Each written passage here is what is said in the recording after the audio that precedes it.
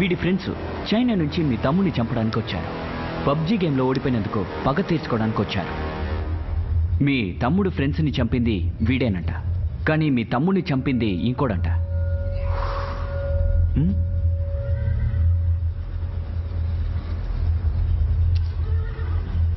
ఇప్పుడు ఏమంటున్నాడు?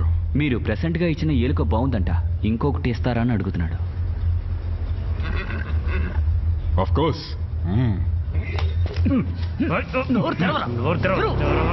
తెరుస్తావా లేదా?